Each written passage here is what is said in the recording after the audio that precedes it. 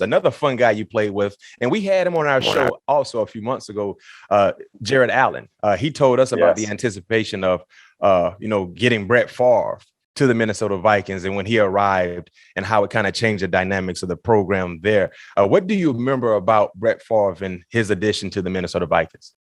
Man, I was sitting in the lunchroom in the cafeteria at Winter Park, and Jared, myself, we're all sitting there, and all of a sudden you see on TV. It was like I hate to make this comparison, but it was like OJ and the Bronco, right? I mean, there's a helicopter over the top of this SUV, and it's Coach Childress and Brett Favre driving in the helicopter, like the KSTP news chopper is like following this truck all the way to Winter Park, and then we're sitting there, and there's a window that kind of looks out to the parking lot, and here comes the SUV, and there's a helicopter. You're like, they come into practice, and here he is, and you get to play with unique guys like that are just first ballot Hall of Famers that have just this arm talent that was unbelievable. Had a chance to play against Brett and then play with Brett. What he brought to a locker room was unique. The ability to be at that level of fame and ability, but still be able to kind of be one of the guys and just be a normal person was pretty unique. Some of the throws, I had never been around somebody where you could hear him make a throw. Like the ball whistled when he threw it because he threw it with such velocity. And I can remember the receivers having to adjust, fingers all bent out of shape and just getting hurt. And that first couple of weeks of just adjustment was amazing for the receivers. But it was crazy, man. He comes in and we had this super talented team, and all we needed was that quarterback. He came in that 09 team was special. We didn't get a chance, but it was a special team. Yeah, and of course, adding Brett Favre and the success they had, the offense got a lot of the attention. But tell us about how good and underrated that defense was. I mean, you had Pat Williams, Kevin Williams, Jared Allen, yourself, Ray Edwards, Antoine Winfield, Cedric Griffin, just to name a few. But talk about how special that unit was. They were unbelievable. I mean, with the style we were playing, we needed a really good pass rush in our front four. We got that all the time. We were great against the run. Against the run, we were absolutely elite. I thought like 58 yards a game or something crazy average at the time. And then you play with Tweez. Antoine Winfield was pound for pound to me one of the best players in NFL history. Just an absolute stud. So we had a lot of dudes that were really good players, and it was fun to be a part of it, and play a smaller role with that offense. Yeah. You guys played complimentary football, no question. And then, of course, it ended in New Orleans. But if you guys were able to take care of your business against the Saints, how would you like the chance to play against Peyton Manning? And you think, based on what you guys did well defensively, and you talked about some of the special things you did offensively, how would that game have played out? I don't see there's any way that we lose that game. I mean, we went to New Orleans on the road in that environment, which how hard it is, and turn the ball over 6 times and still took them to overtime. I mean, that's how good we were.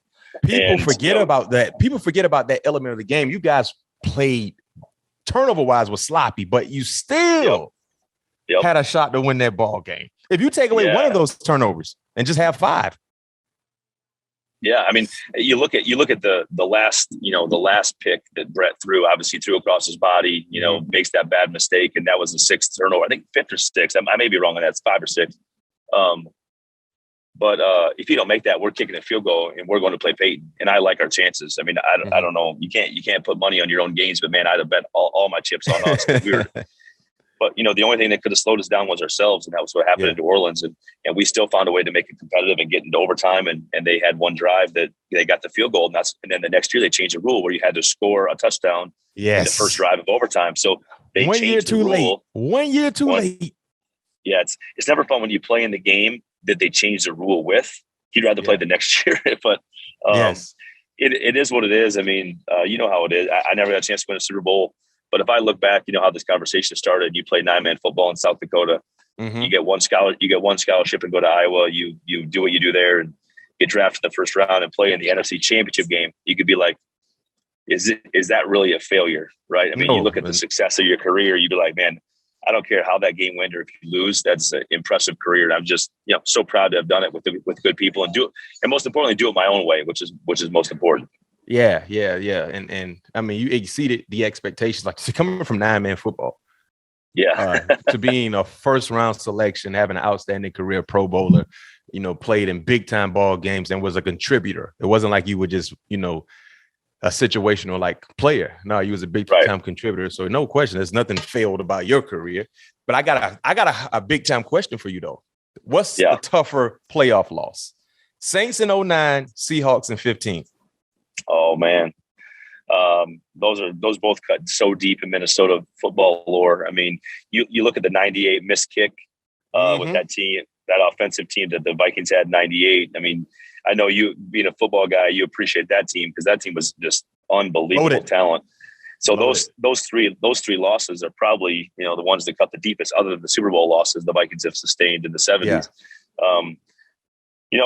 I would say they're different because people get on kickers all the time in the league, right? Because it's so easy. You got one job. You got to be the punter. You got to be the kicker. You got to be the snapper.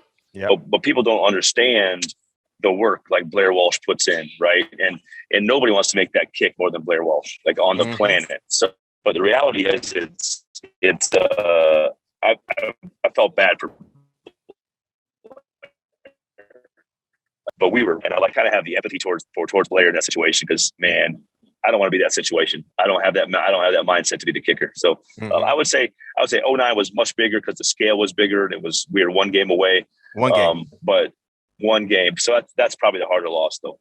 I agree with you. You one game away, you playing the championship ball game in Miami. And just knowing that you're one game away, 5 minutes away, I think I agree with you, even though I didn't participate in it. Anytime you have a tough loss, one game away from championship, I think that's probably the go-to. You know what? And I can't wait to hear what the fans say because you talked about 98. You talked about 98, of course, 09 and 15. Yep. I'm pretty sure you might get the consensus go with 98. Consensus, some people might say 15 because that 15 team was loaded. Y'all definitely were loaded. I think when I came up here though, like in 06, everybody talked about the 98 team because I would, in South Dakota, we got every Vikings game.